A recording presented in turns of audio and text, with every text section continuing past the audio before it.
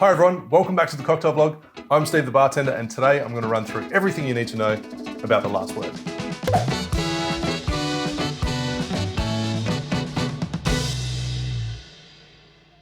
So the last word is a Prohibition-era cocktail created around 1920. It was first introduced by a traveling performer, Frank Fogarty, to the Detroit Athletic Club.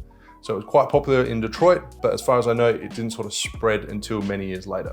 So it wasn't until 1951 that Ted Saucier featured it in his cocktail book, Bottoms Up, and it became popular again, but then it sort of dwindled and fell back into obscurity for another 50 odd years. So fast forward to 2003, Murray Stenson, the bar manager of Zigzag Cafe, decided to feature on his drinks menu. So the reason being was because there was a bar down the road that was stealing his cocktail menu, drink for drink, word for word, and he picked this one because it had Green Chartreuse in it, and therefore he thought that they would be less likely to take it because they didn't stock Green Chartreuse. The drink started to pick up more momentum, but it wasn't until a couple of years later in 2005 that it was featured on the Pegu Club cocktail menu, and then it exploded, and it's become a bit of a cult classic. So the drink is semi-sweet, citrusy, and herbaceous, and the herbaceous notes comes from the Green Chartreuse.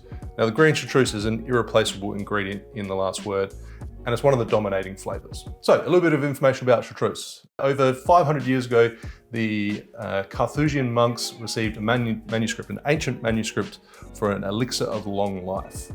So this was originally consumed as a medicine, but then they found that a lot of people were drinking it as a beverage. So the monks decided to create a more mild version of their Chartreuse. That more mild version is the Green Chartreuse that we know today, sitting at a mild 55%. In my books, that's not mild. Until this day, there's actually only 2 Carthusian monks that know the 130 herbs and plants that go into Green Chartreuse. The monastery and distillery where Chartreuse is made is nestled in the mountains along forest-covered hills, and it looks absolutely beautiful, and I am dying to get there one day.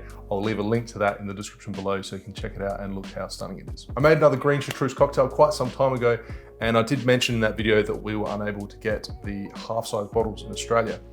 So up until very recently, we could only get the 700ml, but the team from Chartreuse were actually watching that video and decided to start importing it, the half-size bottles, so 350ml, into Australia because of my video. So I'm extremely flattered that Chartreuse team have been following along with the videos, and they took on my suggestion, and they now import a half-size bottle into Australia. So given the fact that Chartreuse is used usually in small portions, I think this is a perfect size bottle to make cocktails at home. And for those that are sitting on the fence and we're a little bit unsure about buying a full-size bottle, this is perfect. I hope you found that little bit of an introduction quite informative. If you know any other facts about the last word cocktail, then please let me know in the comments below, because I'm very interested about this drink. Let's get on with it. This is incredibly easy. 4 ingredients, equal parts, but don't let that fool you. This is still a really complex and flavorful drink. So 22.5ml, 3/4 ounce of Green Chartreuse, and then your choice of gin. I'm using Martin Miller's gin. Same again, 22.5ml, 3/4 ounce. And maraschino liqueur, preferably Luxardo. I have seen other recipes out there that have been tweaked and they've gone a little bit heavier on the gin. I'm yet to try it. I've always just done the equal portions. So fresh lime.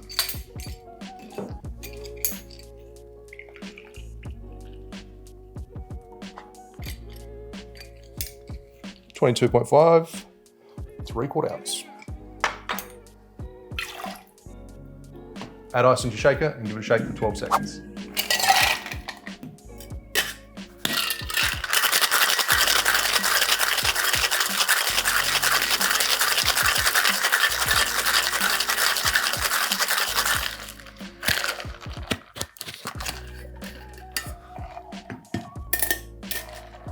Don't forget to double strain.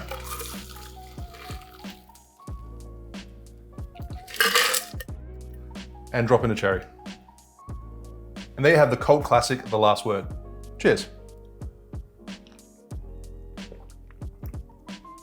Citrusy, herbaceous, tangy, and then this nice little pop of maraschino liqueur right at the finish. Thanks for watching. If you enjoyed today's video, give us a thumbs up, and I'll see you soon for another cocktail video. Cheers.